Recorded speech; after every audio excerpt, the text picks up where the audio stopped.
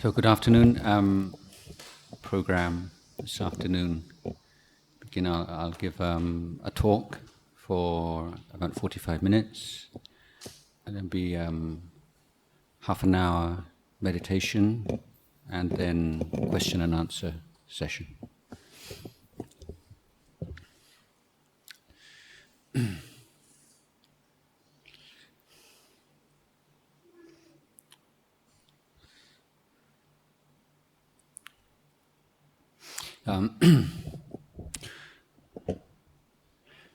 The revival of Buddhism in Sri Lanka towards the end of the 19th century was much thanks to a group of theosophists, Colonel Olcott and her companions.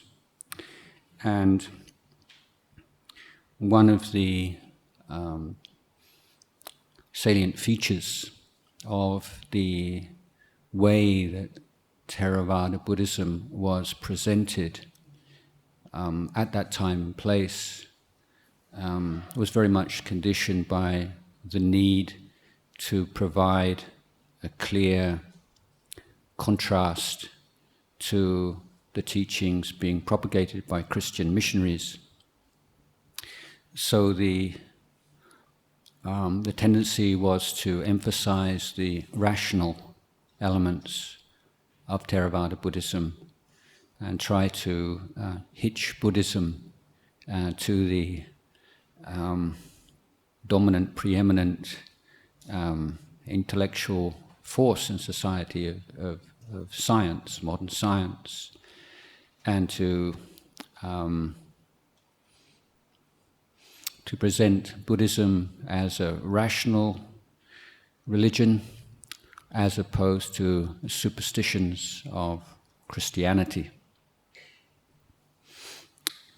So one result of that was that the non-rational sides of Theravada Buddhism were rather devalued, and the evident and impressive intellectual satisfactions of studying Buddhism tended to be, in my view, overemphasized. And the fact that any real progress in Dhamma requires a balance between the intellect and the emotions was rather overlooked. So I think that Buddhism has sometimes suffered, if that's a good word to use, from an over-emphasis on the intellectual aspects of the teachings. For instance, chanting is not a favorite practice of most Western Buddhists, and the devotional sides of Buddhist tradition, which are so evident and which are so strong in Asian countries, tend to be devalued or looked upon as kind of secondary, subsidiary practices, not the real thing.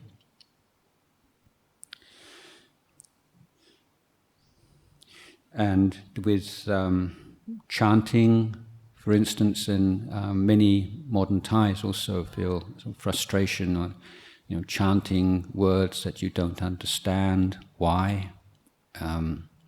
What's the purpose? What's the benefit?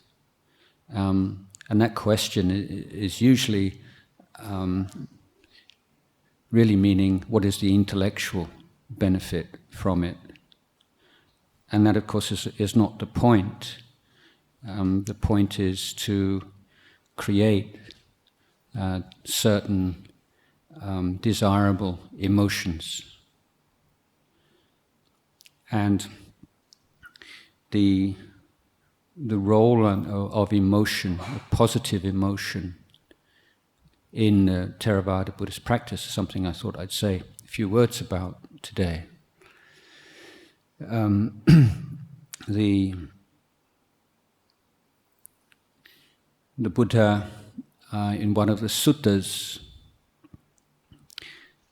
teaching the monks how to deal with fear arising in lonely places, would often suggest that the monks meditate on the virtues of the Buddha, the Dhamma, and the Sangha, in order to give rise to feelings of bliss and enjoyment. It's like spiritual enjoyment, if you like, which would replace those feelings of fear. In the traditional list of 40 meditation topics, the group of 10 meditation topics called the Anusati meditations, I don't think get the attention that they deserve. These meditations are based upon using the thinking mind in order to stimulate positive emotion. And a positive emotion that arises from a disciplined and focused discursive reflection on particular Dhamma topics can take the mind beyond the realm of, beyond the influence of the hindrances to meditation in a very swift and effective way. For instance, reflecting on one's good actions, the things in our life that we have done that we feel a sense of wholesome pride and accomplishment, acts of kindness, generosity, self-sacrifice, helping others, acts of service. All these wholesome, noble actions that we have performed in the past can be recalled, brought to mind in the present, and create within the mind a sense of joy and bliss, which has the power to remove mental agitation, depression, and all of the mental defilements or toxic mental states, which are preventing the application of other meditation techniques such as mindfulness of breathing, for instance. So the first time we do a meditation like this, it's good to spend some time just writing down points that come to mind, things that we're particularly proud of in our life.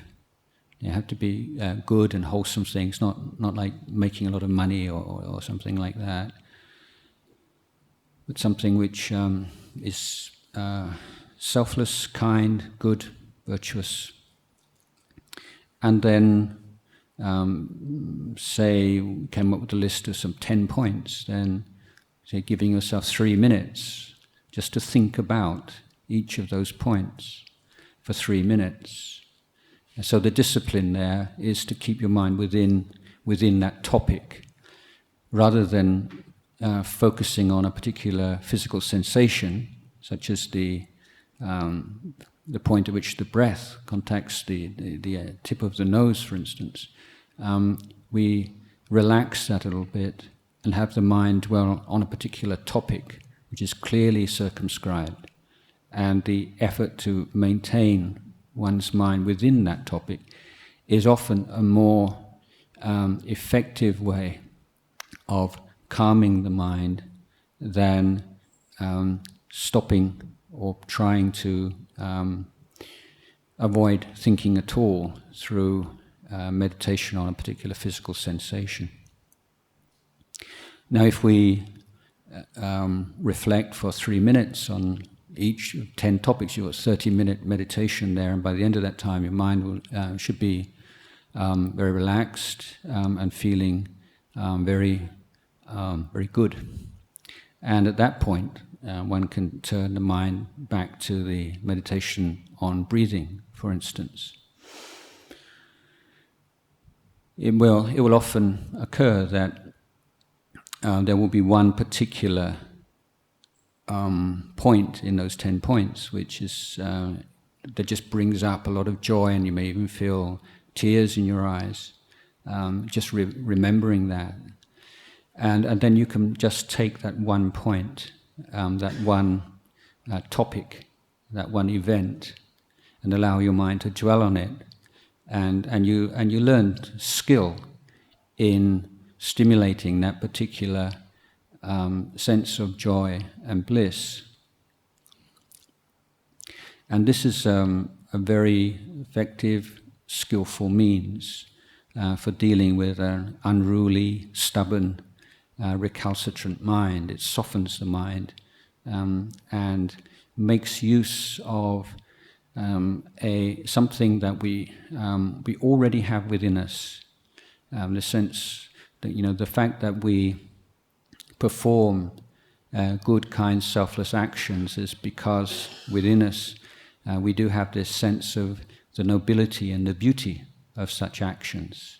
We have an appreciation of goodness within us.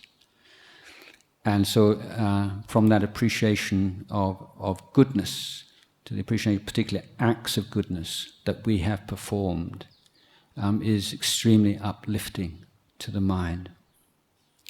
So remember that the whole realm of samatha practice, of training the mind, is finding effective means of preventing the arising of unwholesome dhammas, vaccinating the mind against them, as it were, and of dealing with or reducing the power of undermining and eventually eliminating unwholesome dhammas, finding ways of bringing wholesome dhammas into the mind and developing skillful means to care for them, to nurture them, and to bring them to maturity and perfection. So this is the underlying structure of our practice, and we need a certain flexibility and creativity in our approach to that. If we have a very fixed idea, this is meditation, this is my practice, this is what I do, then it will tend to be too rigid to be able to deal with the various challenges that arise throughout our daily lives. So this ability to tap into powerful, positive emotion is an extremely important, skillful means. Another one of these reflections is on sila. To recap on the topic of sila or morality, Buddhist morality has some unique features when compared with the moral codes of the great theistic traditions or the monotheistic religions, in that there are no commandments. There is no concept, no idea of a creator, God, who lays down a moral code which human beings should obey and conform to. There's no reward and punishment. There's no prayer for reduction of the results of the unpleasant results of unwise actions. In Buddhist tradition, morality is considered a training. It's a way of educating or training our conduct. And it's based upon simple observable truths, facts of human psychology. And that is that although we cannot, through an act of will, prevent ourselves thinking unkind, unwholesome thoughts, we do have within us a capacity, and one which can be trained, to refrain from acting upon those impulses. So we say as a practical standard for a harmonious and livable community, or from the smallest community, meaning family, up to a society, this is the principle on which it's based. That is, that we can all agree on certain standards of behavior. And then, although we cannot promise anyone, we cannot promise ourselves that we won't, for instance, ever think that we would like to commit violence against another human being, whether it's physical or verbal violence, we can promise to ourselves and others that we will never act upon those feelings. And so when we live in a community in which everyone makes that commitment, then we feel sense of safety and security and mutual respect, because it's a workable standard. So this means we voluntarily, and the key word here is voluntarily.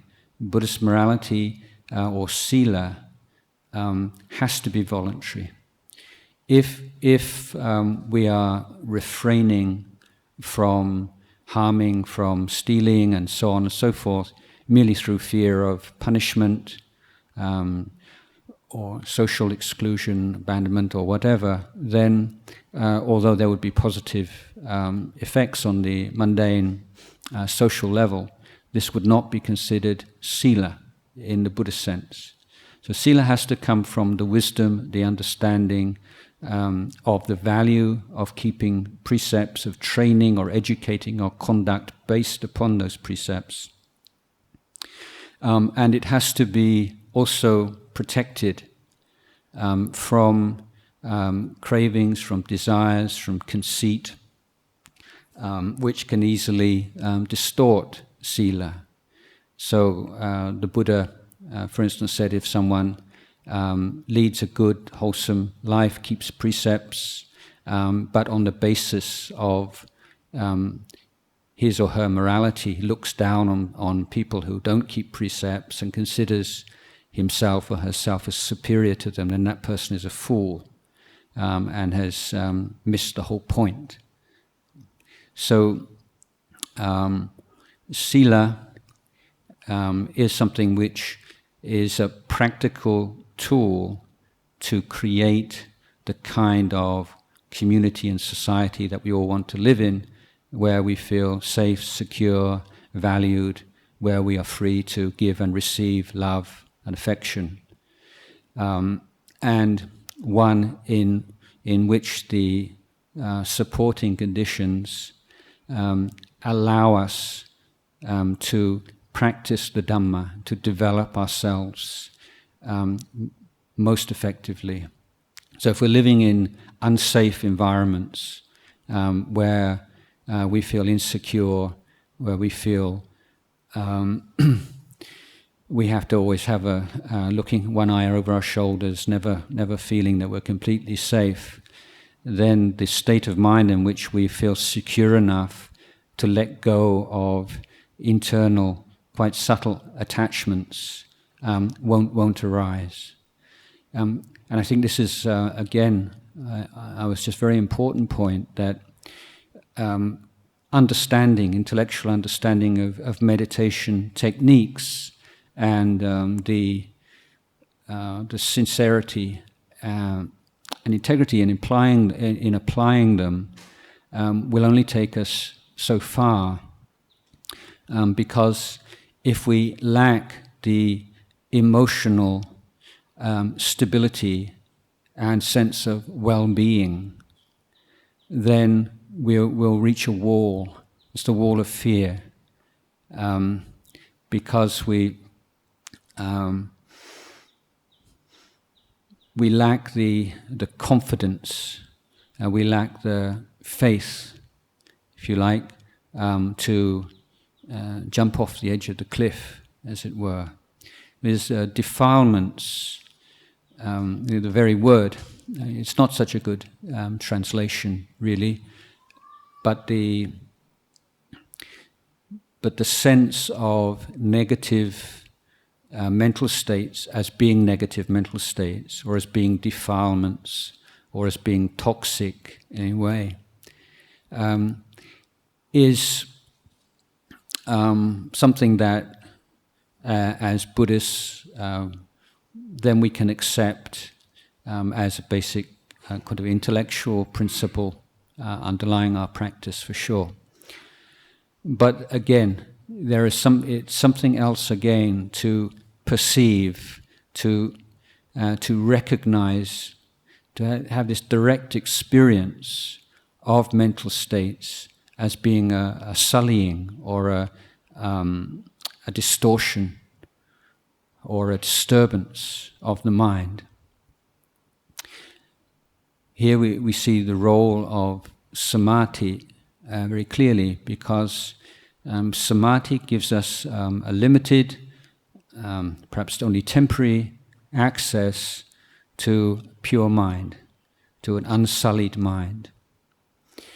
And it's only when we have experienced that sense of purity and clarity, peace, stability, flexibility and strength of mind, which is the characteristic of samadhi, that when negative mental states arise, there is this immediate perception of them as being a sullying or a dirtying or a defilement of mind. So it's not that we just the recognition or the acceptance of greed, hatred, delusion, all these things is bad, but it's to see the psychological and moral effect of these mental states. And the practice of samadhi, although it does not directly remove defilements, that's only possible through vipassana, through panya. Being able to see them in their true light, or to be able to recognize them, having passed through a state in which they are absent, but not just absent in the states of forgetfulness or sleep, but one in which one has felt extremely or most alive one's ever felt, but completely free from or empty of all those negative mental states in which we have formerly identified so strongly as part of who we are. That our whole view of ourself and of our life is turned upside down. This is why strong samadhi experiences are often confused with states of enlightenment, because it is quite a drastic reordering of one's whole understanding of who one is and what one's life is and what one's doing in one's life. So here I'm trying to emphasize the emotional value, the emotional import of developing samadhi. It gives this sense of inner stability, this kind of mountain-like, rock-like imperturbability of mind. And it allows us to see defilements as not an inherent part of who we are, but things which arise and pass away, or come into the mind and stay for a while as guests of the mind. Although this is not yet the wisdom level in which can completely eliminate those causes and conditions, but it's seeing the conditioned nature of defilement through experiencing the peace and the happiness and the sense of naturalness and brightness and clarity of the mind which is without defilement.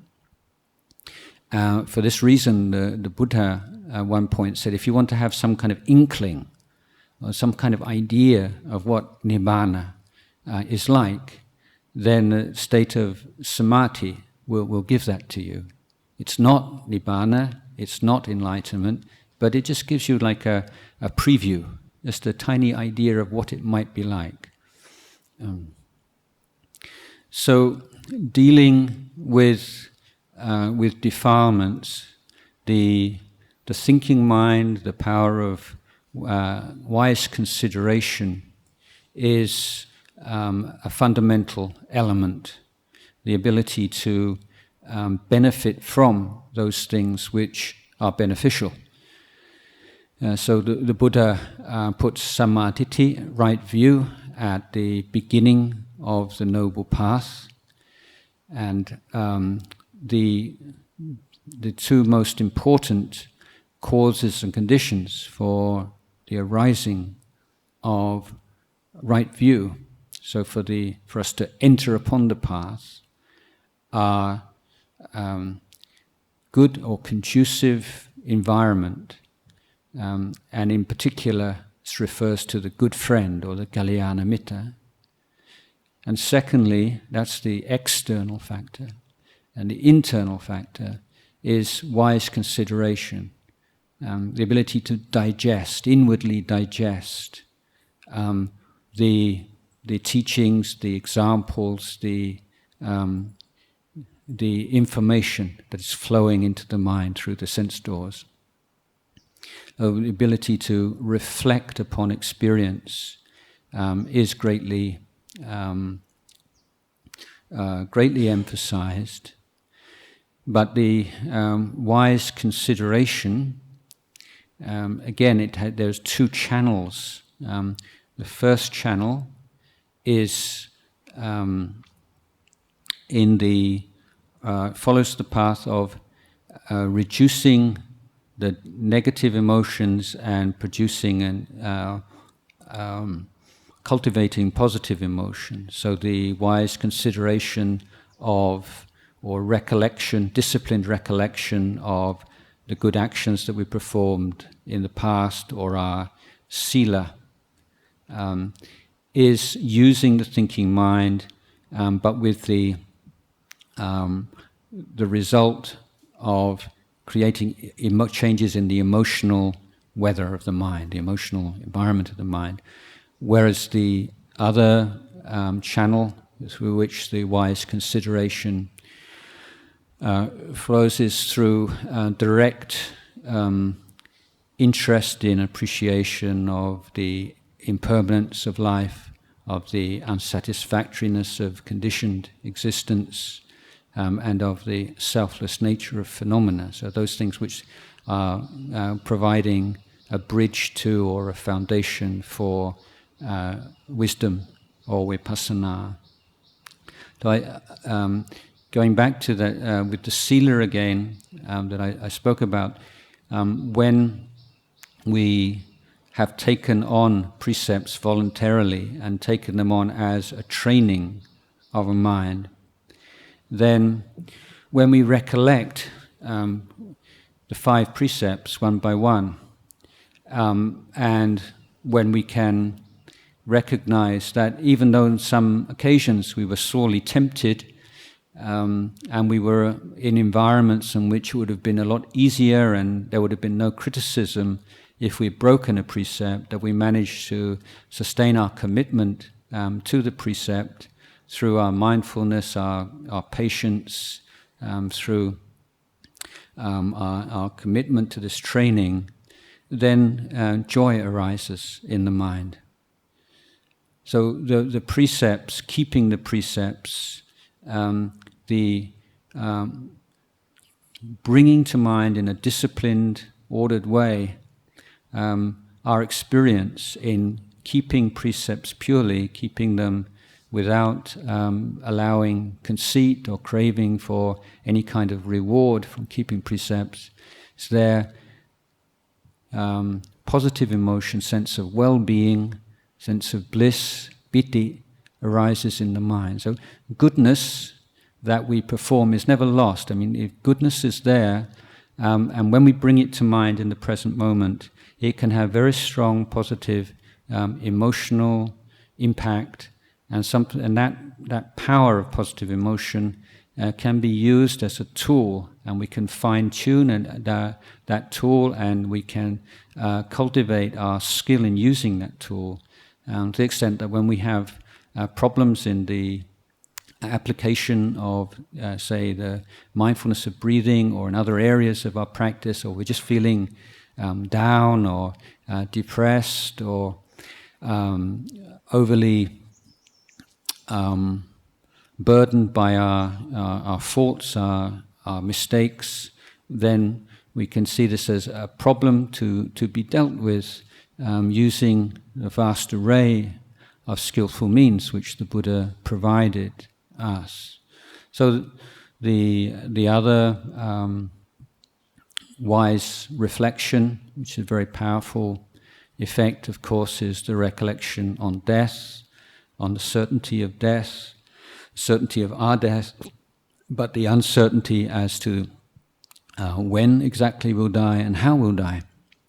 And this brings up a sense of appreciation of our life, appreciation of those around us, appreciation of time, and allows us to cut through a lot of the things that we choose to spend our time on. I was just now speaking with a Thai group downstairs and was saying that once we start on this path of practice, it doesn't take long before we have this sense of wholesome, intelligent sense of shame and reluctance to act in selfish, manipulative ways, or we shrink back from violence and anger and these kind of coarse emotions. But the thing that's most difficult to let go of are the things which are not particularly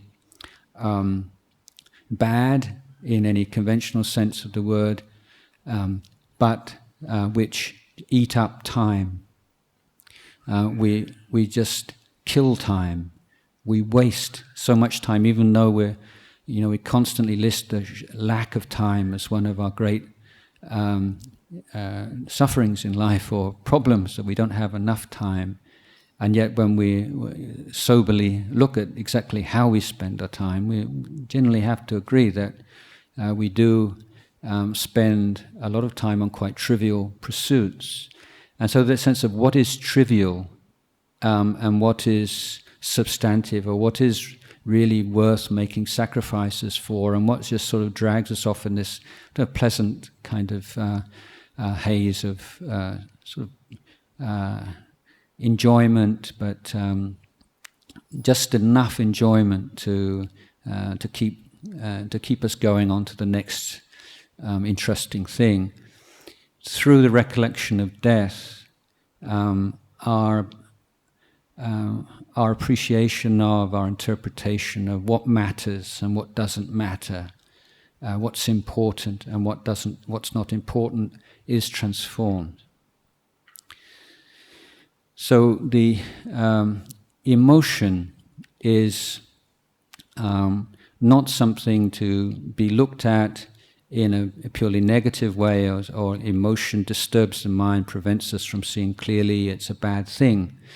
Yes, certain negative emotions definitely do perform that unfortunate function in the mind. But emotion can be used in a very creative and important way. For instance, the role of faith, Buddhism doesn't give faith that preeminent role that it holds in theistic traditions. Faith is considered to be a tool to be used in this training or education, but one which must have the wisdom faculty overseeing it so that it doesn't degenerate into either fanaticism or superstition. But its positive effects are that it clarifies. It clarifies our path in life. What we're going to commit to. And if you often, I think most people will agree that when we have difficult decisions to make in life, often we marshal the arguments, the pros and the cons, and we go backwards and forwards and backwards and forwards. But in the end, when we finally make a decision, it's, to be honest, it's not really because the arguments, the pro-arguments outweigh the cons, or the cons outweigh the pros. It's just we get fed up with the whole process and we just go for it. And that's really a leap of faith, if you like. But without that, life just becomes too complicated. There have been cases of people in serious car accidents who've had brain trauma, and the area of their brain which affects emotional responses to experience is destroyed. So these people become like Mr. Spock. They don't have any emotion. If you're a Star Trek aficionado or someone who finds emotions just quite threatening or disturbing, you would think, well, that'd be quite kind of good way to live life. But it turns out that people who suffer this brain trauma become almost completely dysfunctional. They'll go to a supermarket and look at 5 or 6 different brands of one particular thing, and they can't decide. They choose, should I have this one or that one? Well, this is slightly different, and that's like... So it just... and it exposes the extent to which we don't actually make these rational decisions. It's more, just responding to maybe the color of the packaging, or whether it's on our eye, same level as our eyes, or lower, higher, or whatever. But when this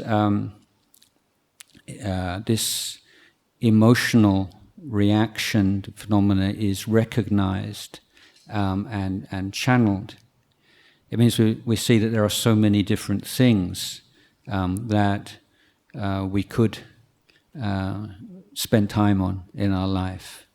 And if we were to evaluate them in a purely rational way, there'd be no end to it.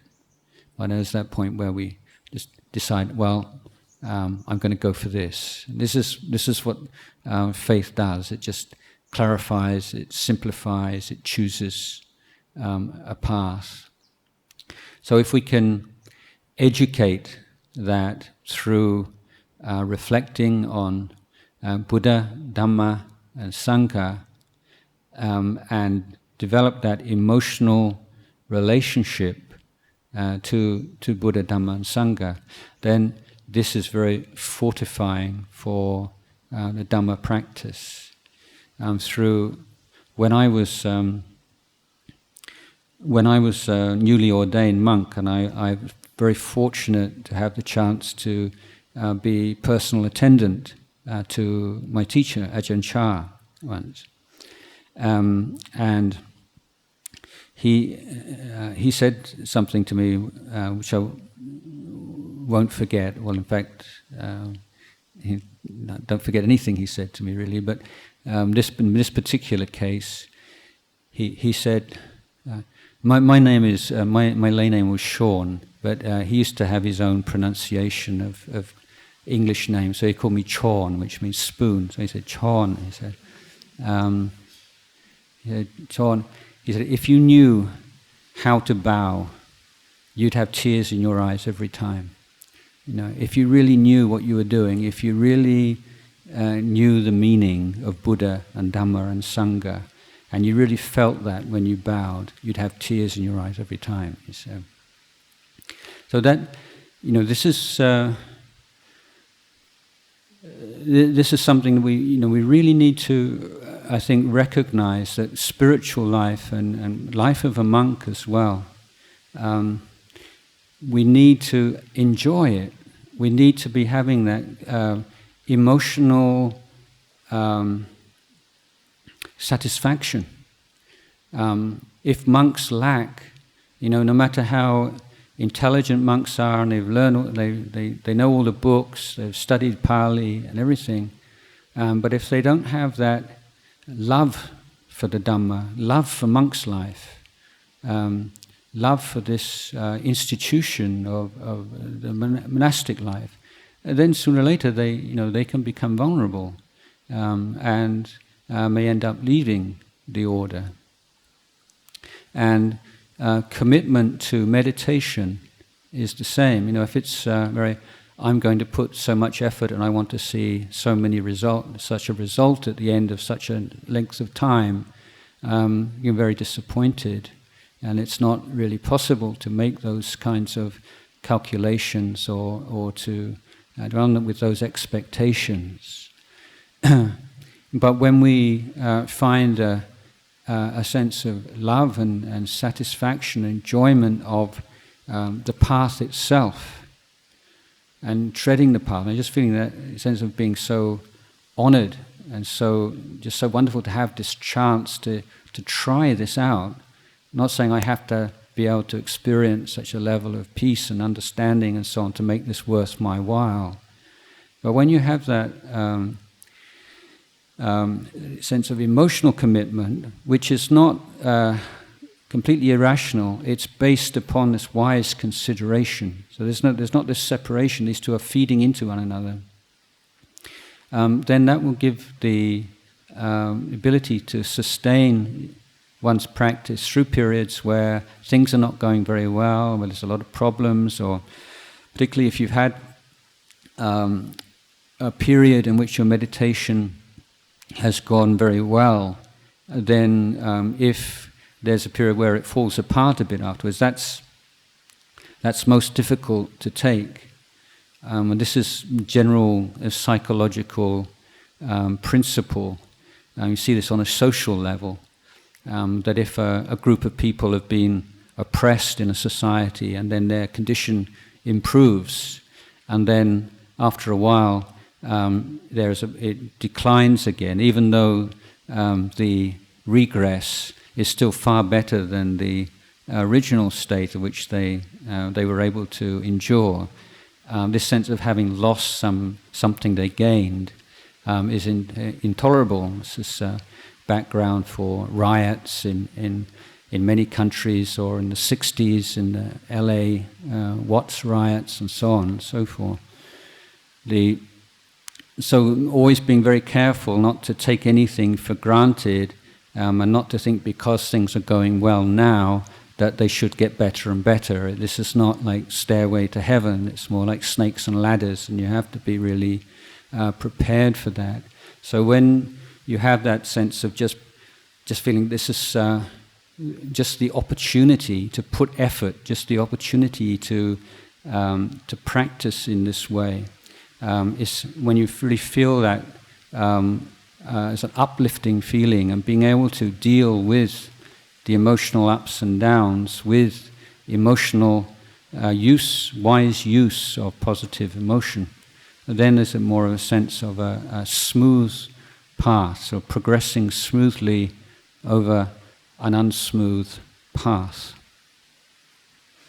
So there are so many pitfalls and so many defilements, and from very coarse defilements until very refined and subtle defilements. And so as you progress, you think things are getting better, but it's just like another layer of ignorance and defilement to deal with. So if the mind is caught up with results and wanting to see this sense of constant kind of rational progress, then it can be very difficult. But if we take our sincerity and our commitment to Buddha, Dhamma, Sangha, and to this training of body, speech and mind, and to trying to apply the principles the Buddha taught us as best we can moment by moment, then I think that in the long run only good will result. So I've been speaking for 45 minutes now, and I think I'd like to end the talk at this point.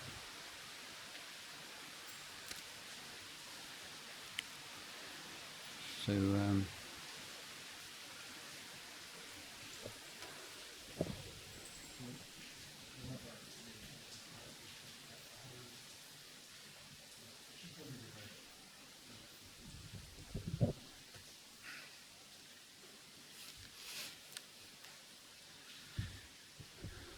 okay, so we're going to have a period of meditation for 30 minutes, and then there'll be a short break, and then we'll question, answers, discussion session.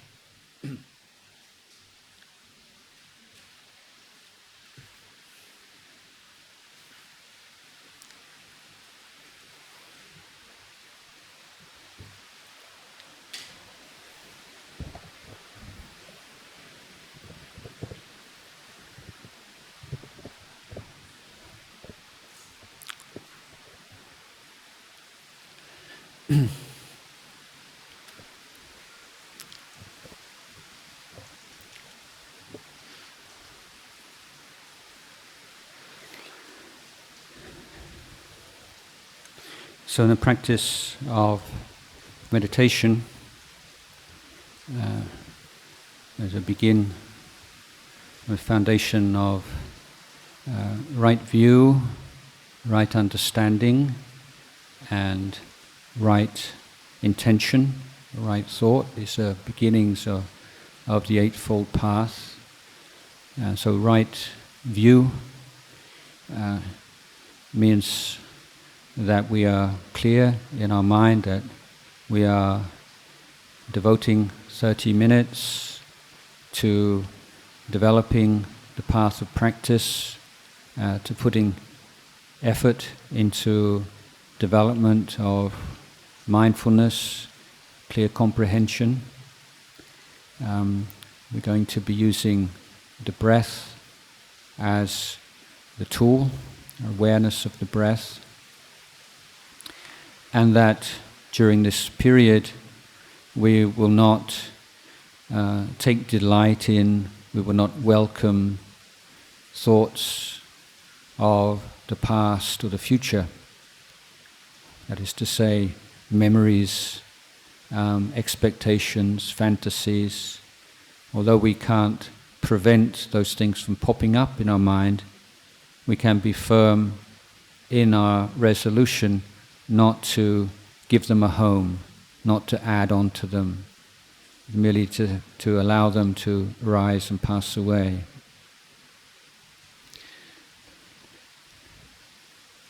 So the right intention here is we are trying to put forth our best effort with each and every breath that we take. We can take each breath as the unit of meditation. So this is not strictly speaking, a 30-minute meditation, but a meditation of many consecutive breaths. Every breath is a new breath. Every breath is a chance to start again, re-establish attention, and to create a continuity of awareness.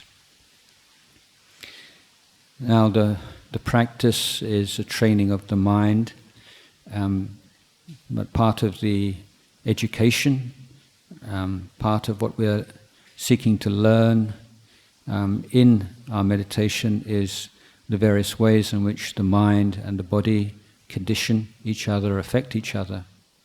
So we sit in the posture which is most conducive to the cultivation of awareness and clarity of mind. And that means a posture which is as straight as possible, but without straining or without being too tense. And the measure here is that the breath should enter, leave the body in a natural, unforced way. So if the breathing is troubled in any way or unnatural, then just experiment to find a way in which you feel that the breath is normal, natural, and pleasant. Keeping the body as still as possible also helps to encourage that sense of inner stillness. A good way to begin meditation is to develop some body awareness, because concentrating or inclining the mind to the awareness of the breath at one particular point in the body, such as the tip of the nose, can be counterproductive if it's too premature, if the mind's not really ready to do that. It's quite a refined level of meditation. So initially what I would like to suggest is that we are aware of the sensations in different parts of our body which arise together with the in-breath and the out-breath. So as aware of the in-breath as in-breath, out-breath as out-breath, but acknowledging all the feelings, the sensations that are arising in the following areas of the body. So we divide the body into 4 parts, and we begin by being aware of all the feelings, sensations that arise in the head and neck area as we breathe in and we breathe out. So not visualizing the head, not looking for, just being aware to whatever is there naturally in the head and the neck.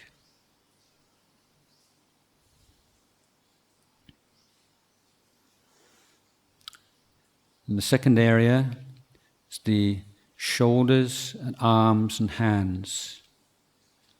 So it's a breathe in and breathe out, being aware of whatever sensations are present. Shoulders, arms, hands, fingers.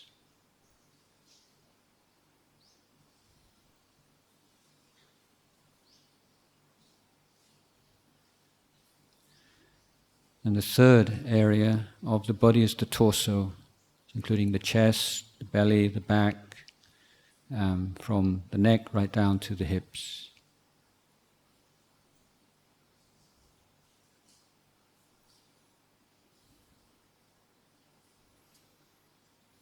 All the sensations that arise with a general expansion and contraction that we can feel so clearly in the torso, together with the breath.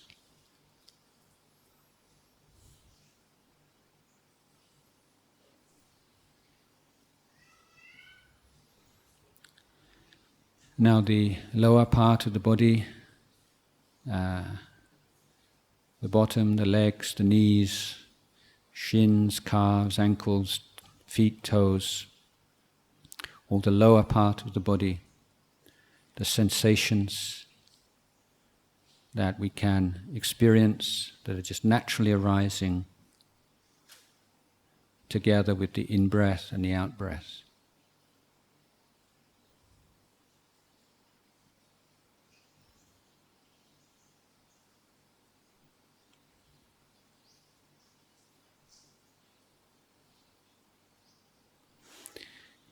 And the fifth and final section is the whole of the body, from the top of the head to the tips of the toes,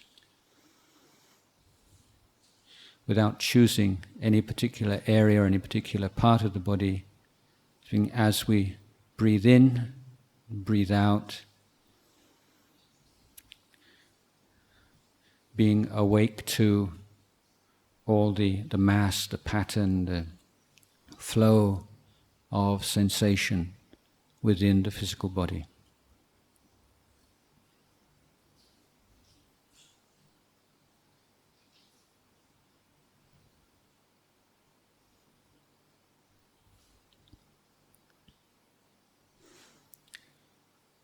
So these are the 5 areas: the head and the neck, shoulders, arms and hands, the torso, the lower body, and then the whole body.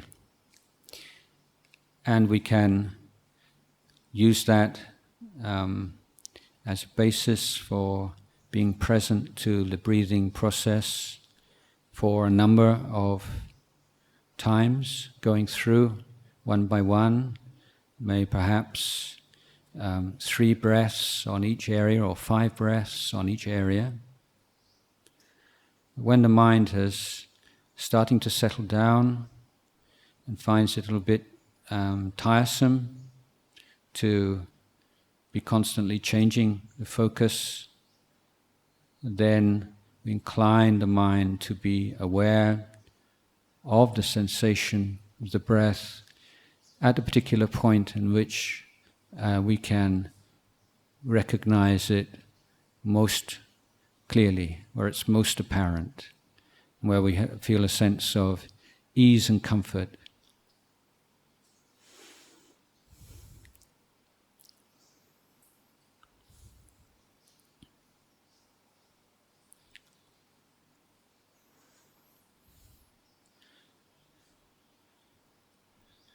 So if we are to develop the attention on that particular point, and there is a sense of interest and enthusiasm, then we have the most important conditioning factor for the meditation in place.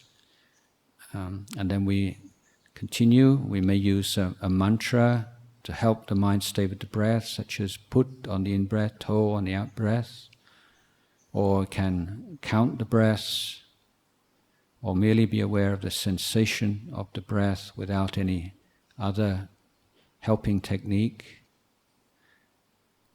But if the mind becomes very dull, or feels constricted, or is still a lot of resistance to being with the breath at that point, then we can return to the more relaxed, open way of being aware of the breath together with the sensations in the different parts of the body.